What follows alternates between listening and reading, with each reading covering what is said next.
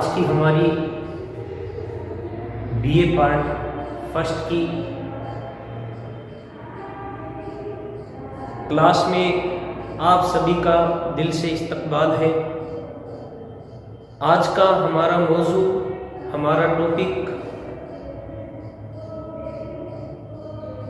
اردو کے مشہور ادیب مولانا ابوالکلام آزاد کی طرز تحریر پر مبنی ہے۔ آج ہم مولانا ابوالکلام آزاد کی طرز تحریر کے بارے میں جانیں گے۔ دیکھیے، یہ شیخ گھرانے سے تعلق رکھتے تھے۔ ان کی پیدائش 11 نومبر 1888 عیسوی میں مکہ معظمہ میں ہوئی اور ان کی وفات 22 فروری 1958 عیسوی میں دہلی میں ہوئی۔ یہ اپنے زمانے کے بہت ہی بہترین ادیبوں میں شمار کیے جاتے ہیں۔ اس کے علاوہ غالب کے بعد خطوط نگاری میں سر فہرست پر بھی انہیں شمار کیا جاتا ہے۔ انہیں خطوط نگاری کے فن پر بھی عبور حاصل تھا۔ چلیے شروعات کرتے ہیں ہم ہمارے اس آج کے موضوع پر۔ دیکھیے، مولانا ابوالکلام آزاد ایک زبردست انشا پرداز اور مختلف اشالیب پر انہیں قدرت حاصل ہے، یعنی الگ الگ طرح کے اسلوب لکھنے میں بھی یہ قادر ہیں اور قادر الکلام کہلاتے ہیں۔ ان کے انداز بیان میں بہت تاثیر ہے۔ مولانا کی ادبی کوششیں الہلال اور البلاغ اخباروں سے ظاہر ہوتی ہیں، جن میں انہوں نے اپنے قلم کے ظہر دکھائے۔ ان کے علاوہ وہ مضامین، خطوط اور قرآن مجید کی تفسیر وغیرہ منظر عام پر آ چکے ہیں۔ اب ہم شروع کریں گے ابوالکلام آزاد کی طرز تحریر، ان کی کلام کی خاصیت، ان کی اسلوب نگاری کی خصوصیات۔ دیکھیے، ان کی جو پہلی خاصیت ہے وہ ہے عام فہم زبان، یعنی عام لوگوں کے سمجھ میں آنے والی زبان۔ عام فہم زبان یعنی ایسی زبان جو سبھی کے سمجھ میں آئے، عوام و خواص سبھی کے، اس طرح کی زبان کا یہ اپنی تحریروں میں استعمال کرتے ہیں۔ تو ان کی جو زبان ہے، اس زبان کے بارے میں جانتے ہیں۔ دیکھیے، عام فہم زبان ان کی، جب ہم غبار خاطر کے خطوط کو پڑھیں گے، جو ان کے خطوطوں کا ایک بہترین مجموعہ ہے، اس مجموعے پر جب ہم غور و فکر کریں گے، پڑھیں گے، تو ہمیں اس بات کا احساس ہوگا کہ ان کی زبان بالکل سادہ سلیس اور عام انسانوں کے سمجھ میں، عوام کے سمجھ میں آنے والی زبان ہے۔ یہ بالکل ہی سادہ اور سلیس زبان کا اپنی تحریروں میں استعمال کرتے ہیں۔ دیکھیے، جیسے مگر وہی جہاں موضوع اس کا مطالبہ کرتا ہے، مثلا چڑیا چیڑے کی کہانی ہر چند ایک علامتی کہانی ہے، مگر بہرحال کہانی ہی تو ہے۔ پھر دیکھیے، یہاں واقعات زیادہ اہم ہیں اور ان پر توجہ کا مرکوز رہنا ضروری ہے، اس لیے یہاں سادہ سہل زبان استعمال کی گئی ہے۔ اندازہ ہے کہ مولانا اس زبان پر بھی پوری قدرت رکھتے ہیں، یعنی قیام قیاش یہ ہے کہ یا ہم یوں کہہ سکتے ہیں کہ رہین قیاش یہ ہے کہ مولانا ابوالکلام آزاد عوام کی جو زبان تھی اس پر قدرت رکھتے تھے، قادر تھے، اور اس زبان کو جہاں وہ واقعات کو پیش کر رہے ہیں اس واقعات کو پیش کرتے وقت بہت زیادہ اور پر تاثیر کے ساتھ پیش کرتے تھے تاکہ عوام کی توجہ مرکوز ہو جائے، عوام کو اپنی طرف کھینچ سکے، قاری کو، پڑھنے والے کو اپنی طرف متاثر کر سکے۔ اس طرح کی زبان کا استعمال یہ اپنے واقعات پیش کرتے وقت ضرور کرتے ہیں۔ اس میں سے ایک خط کا اقتباس میں پیش کرنے جا رہا ہوں۔ لوگ ہمیشہ اس کھوج میں لگے رہتے ہیں کہ زندگی کو بڑے بڑے کاموں کے لیے کام میں لائیں، لیکن یہ نہیں جانتے کہ یہاں ایک سب سے بڑا کام خود زندگی ہوئی، یعنی زندگی کو ہنسی خوشی کاٹ دینا۔ یعنی بالکل عام بول چال کی زبان کا انہوں نے استعمال کیا ہے اس اقتباس میں، اور بالکل سے سادہ سلیس الفاظ کا استعمال کیا ہے تاکہ سبھی کو میری بات سمجھ میں آ سکے۔ تو یہ ان کی کلام کی پہلی خاصیت تھی۔ ان کے کلام کی جو اگلی خصوصیات ہے، دوسری وہ ہے فارسی آمیز زبان۔ دوسری ان کے کلام کی خاصیت ہے فارسی آمیز زبان، یعنی یہ اپنی تحریروں میں فارسی کا بھی مشرن کرتے ہیں۔ جب یہ لکھتے ہیں تو بیچ بیچ میں ان کی زبان میں، ان کی تحریروں میں آپ کو فارسی کے الفاظ بھی دیکھنے کو مل جائیں گے، پڑھنے کو مل جائیں گے۔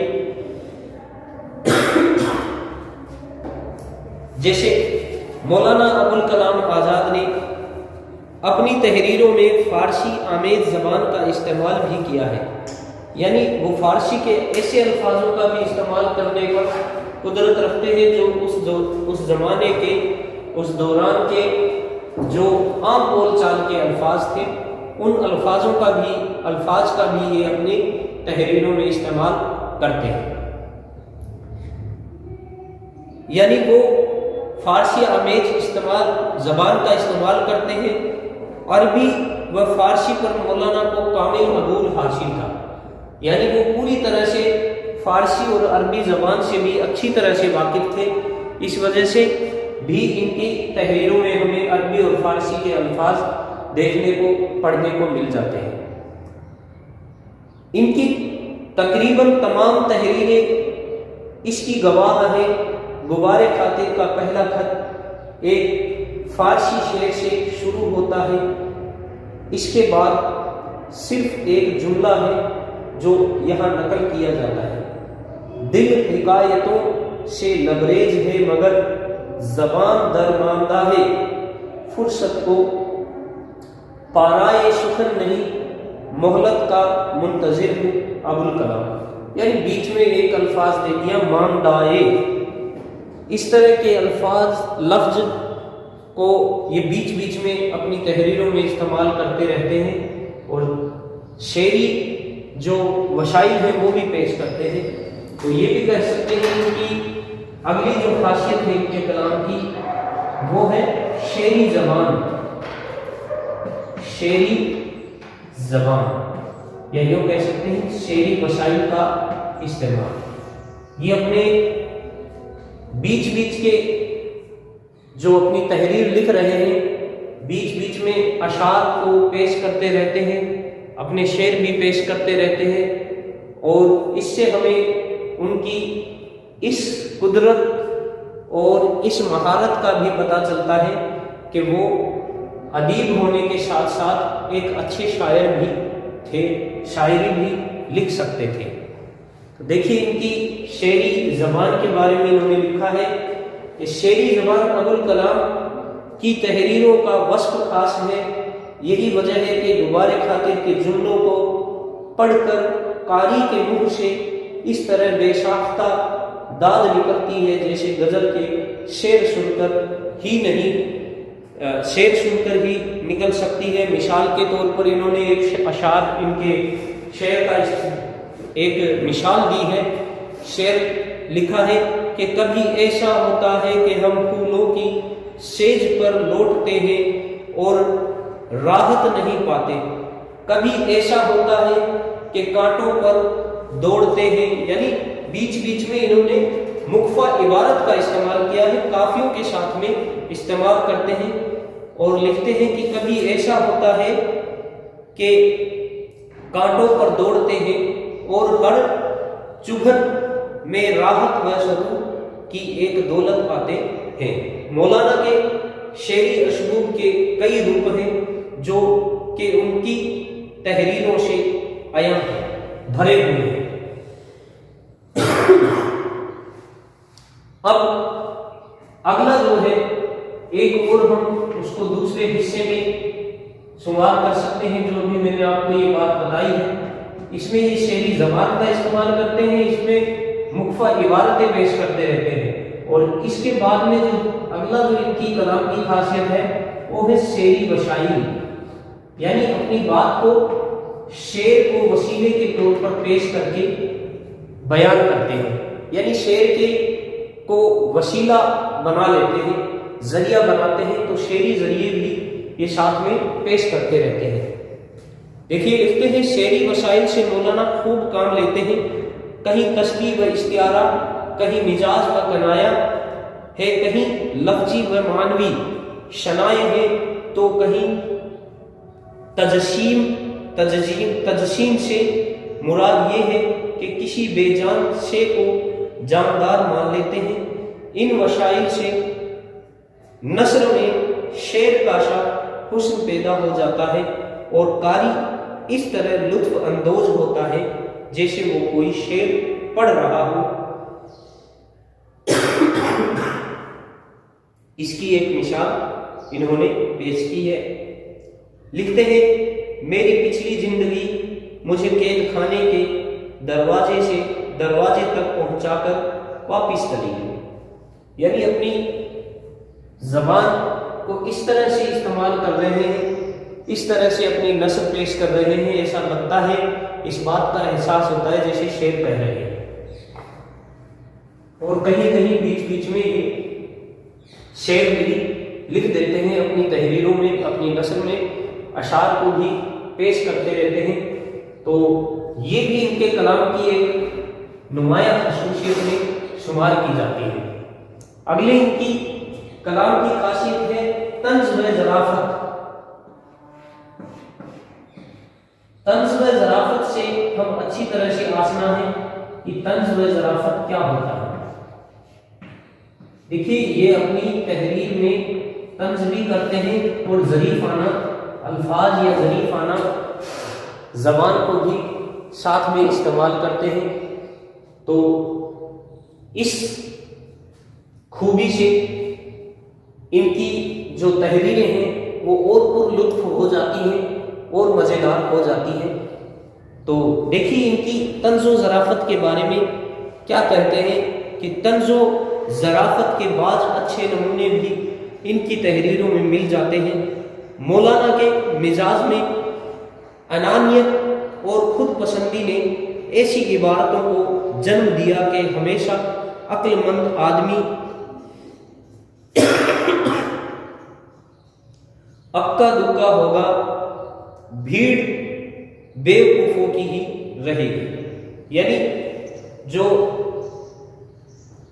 عقل مند آدمی ہے ان کی تعداد بتا دیتے ہیں کہ اکا دکا ہوتا ہے، اور جو بھیڑ طنز دیتے ہیں مطلب عقل مندوں کی بے وقوفوں کی، تو یہ بتاتے ہیں کہ جہاں بھیڑ ہے یا پھر جو بھی ہے وہاں کہہ رہے ہیں کہ عقل مند آدمی تو اکا دکا ہی ملے گا،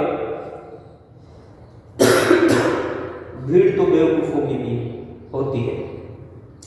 ظرافت سے بھرپور مولانا کا وہ خط ہے جس میں باورچی کی تلاش کا ذکر ہے، یعنی ایک اور خط ہے باورچی کی تلاش کا ذکر ہے جس میں وہ پوری طرح سے ظرافت سے لبریز ہے۔ اگلی ان کے کلام کی خاصیت مقصدیت، جو ایک اور ان کے کلام کی خاصیت ہے مقصدیت۔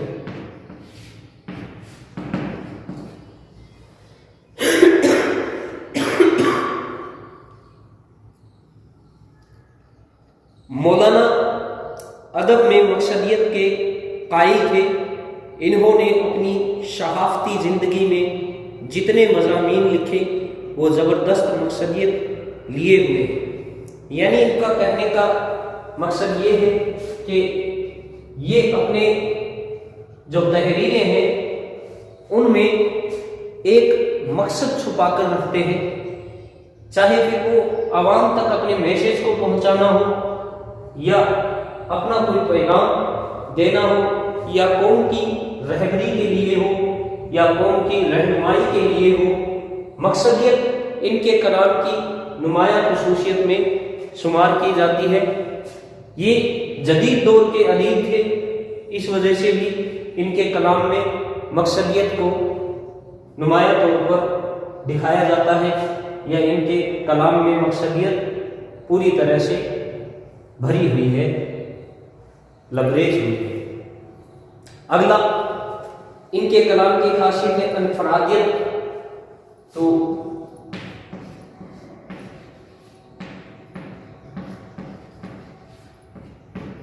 انفرادیت بھی ان کے کلام کی ایک اور خصوصیت ہے۔ انفرادیت مولانا کے مزاج میں داخل تھی۔ روش عام سے ہٹ کر چلنا ساری زندگی ان کا معمول رہا۔ ایک خط میں لکھتے ہیں کہ ساری دنیا میں الٹی چال میرے حصے میں آئی، یعنی انفرادیت سے مراد یہ ہے کہ جو فرد ہے ان کے آس پاس کے، ان سے ہٹ کر چلنا، یعنی ایسی راہ پر چلنا جس راہ پر کوئی دوسرا نہ چل رہا ہو، یعنی ماحول کے الٹے یا اپوزٹ چلنا، یا راہ پر ایسی پر چلنا جس پہ کوئی اور نہ چل رہا ہو۔ اس طرح کی خصوصیت کو ہم انفرادیت سے مراد لے سکتے ہیں۔ تو یہ انفرادیت بھی ان کے کلام کی خاصیت ہے۔ اس کی مثال بھی انہوں نے پیش کی ہے کہ دنیا بھر کی جتنی بھی الٹے کام ہیں وہ سارے ان کے حصے میں آئے ہیں، یہ الٹی چالیں ہیں وہ سب ان کے حصے میں آئی ہیں۔ اگلی ان کے کلام کی خوبی ہے انانیت۔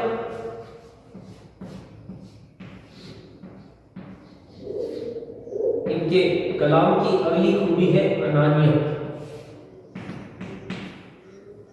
دیکھیے انانیت سے کیا مراد ہے کہ انانیت مولانا کے رگ و پے میں شرائط کیے ہوئے ہیں۔ خود پسندی ان کے مزاج کا خاص حصہ تھی۔ خاص حصے سے مراد ہے، خود پسندی سے مراد ہے ان کا ایٹیٹیوڈ، ان کی انانیت، ان کا ایٹیٹیوڈ، یہ ان کے اندر کوٹ کوٹ کر بھرا ہوا تھا۔ وہ بلا کے ذہین تھے، چنانچہ ان کے مزاج میں انانیت پیدا ہو گئی۔ جیل میں طبی معائنے کا ذکر کرتے ہوئے ایک خط میں لکھتے ہیں کہ سول سرجن ہر شخص کا سینہ ٹھوک بجا کے دیکھتا رہا کہ کیا آواز نکلتی ہے، معلوم نہیں پھیپھڑوں کی حالت معلوم کرنی چاہتا تھا یا دلوں کی۔ مجھ سے بھی معائنے کی درخواست کی، میں نے کہا میرا سینہ دیکھنا بے سود ہے، اگر دماغ کے دیکھنے کا کوئی آلہ ساتھ ہے تو کام میں لائیے۔ یعنی یہ اپنی جو ذہانیت ہے، جو ذہن کے جس ذہین شخصیت کے یہ مالک تھے، اپنی اس شخصیت پر انہیں بڑا فخر تھا، اور اسی لیے یہ اس سرجن کو کہتے ہیں کہ اگر آپ کے پاس کوئی ایسا ہتھیار ہے کہ میرے دماغ کو آپ چیک کر سکیں تو اس آلے کو، اس ہتھیار کو لائیے اور کام میں لیجیے۔ دل میں میرے پاس، میرے جسم میں اور تمہیں کچھ بھی نہیں ملے گا، کوئی فائدہ نہیں ملے گا۔ اگلا جو ان کے کلام کی خاصیت ہے وہ ہے فکر و فلسفہ۔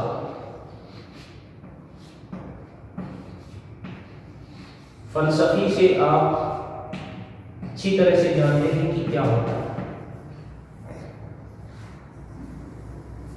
یہ گورو یہ فکر رکھتے ہیں اپنے دل میں، اور ایک اچھے دارشنک بھی اپنے زمانے کے کہلاتے ہیں۔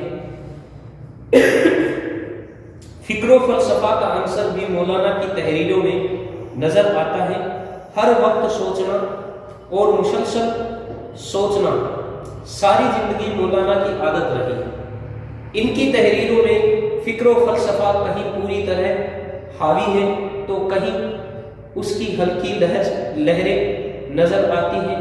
ایک خط میں خوشی کا فلسفہ پیش کیا گیا ہے۔ مولانا فرماتے ہیں کہ اصل خوشی جسم کی نہیں، دماغ کی خوشی ہے جو قید و بند میں بھی برقرار رہتی ہے۔ یعنی یہ اپنی اس خصوصیات کی چرچا کر رہے ہیں۔ یہ اپنے خط میں لکھتے ہیں کہ میں اپنا باہر کا دماغ اور اندر کا دماغ الگ رکھتا ہوں۔ میرے پاس دو طرح کے دماغ ہیں۔ جب میں اندر آتا ہوں تو اندر والا دماغ باہر والے دماغ کو ہٹا کر لگا لیتا ہوں۔ اس طرح سے مطلب اپنی تحریر کو پر لطف بناتے ہوئے آگے لکھتے ہیں کہ بتاتے ہیں کہ زندگی کیا چیز ہے، اس کے بارے میں بھی فلسفی کے طور پر یہ اپنی بات کو مکمل طور پر پیش کر رہے ہیں اپنے خطوں میں کہ اصل خوشی انسان کے دماغ کی ہوتی ہے، دل کی نہیں ہوتی۔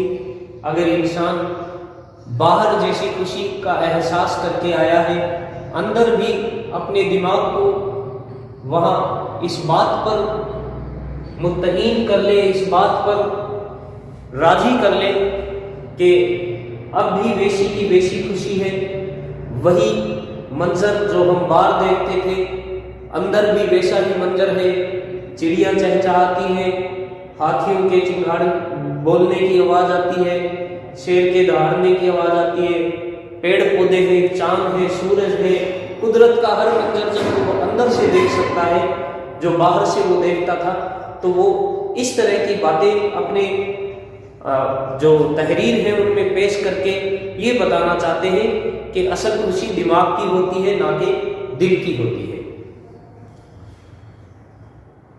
اب دیکھیے ان کے کلام کی جو حصول ہے، جو ان کا حاصل کلام ہے یا ان کا خلاصہ کمال پر ہم چرچا کریں گے کہ ان کا کلام کس طرح کا ہے۔ تو یہ ضرور ہمیں پیش کرنا ہے، اس طرح سے ہمیں ضرور لکھنا ہے۔ ایگزام میں بھی خلاصہ کلام یا حاصل کلام پر ضرور کچھ لکھیں جب آپ کا کوشچن پورا ختم ہونے پر ہو، اختتام پر ہو۔ تو مولانا ابوالکلام آزاد کی مقبولیت کا اصل راز ان کی طرز تحریر میں ہے۔ تخلیقی نثر کا یہ شاہکار صدیوں تک جمال پرستوں کو لطف اور سرور کی دولت عطا کرتا رہے گا، اور اس کے عوض ان سے خراج تحسین وصول کرتا رہے گا۔ نیاز فتح پوری نے مولانا کے نام ایک خط میں درست ہی لکھا تھا کہ مولانا آپ کا اسلوب بیان مجھ سے تو وعدہ جاں چاہتا ہے، اگر آپ کی زبان میں مجھے کوئی گالیاں بھی دے تو حل من مزید کہتا رہوں گا، یعنی اگر آپ کی زبان میں کوئی گالیاں دے تو بھی میں اس بات سے ناراض نہیں ہوں گا، آپ کی زبان اتنی شیریں زبان ہے۔ یہاں مولانا حسرت موہانی کا یہ شعر مکمل طور پر صادق آتا ہے، جب سے دیکھی ابو الکلام کی نثر نظم حسرت میں کچھ مزہ نہ رہا۔ بے شک یہ ان کے کلام کے لیے مولانا حسرت موہانی نے بہت ہی شاندار شعر لکھا ہے۔ دیکھیے آج ہم نے پڑھا مولانا ابو الکلام آزاد کی طرز تحریر کے بارے میں۔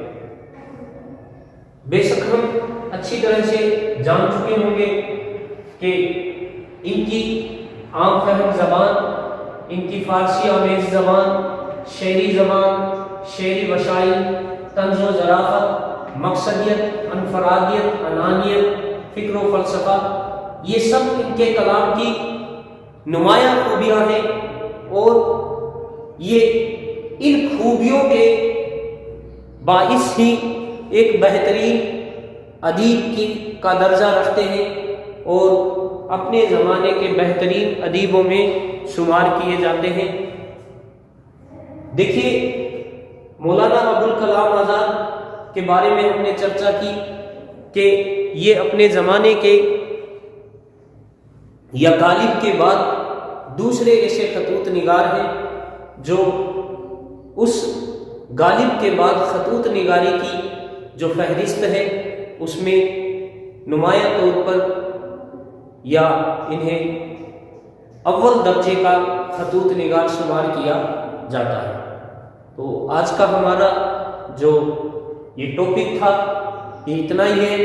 ہمارے بی اے پارٹ فرسٹ میں اتنا ٹاپک پوری طرح سے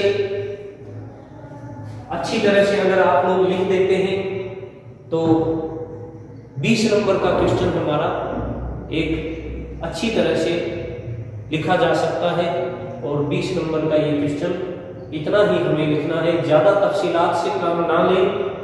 بہتر یہ ہوگا کہ ایگزام میں جتنا ہماری سلیبس کے اکارڈنگ دیا ہوا ہے اتنا ہی لکھیں، اور زیادہ تفصیل میں لکھنے کی وجہ سے ایسا نہ ہو کہ دوسرے کوشچن دوسرے سوال آپ نہ کر پائیں اور ان سے بھی ہاتھ دھو بیٹھے۔ تو آپ جتنے الفاظ آپ کی جو تعداد اس میں دی ہوئی ہے اتنے ہی الفاظ کا استعمال کریں، زیادہ تفصیلات لکھنے میں کوئی آپ کو فائدہ نہیں ہوگا۔ شکریہ۔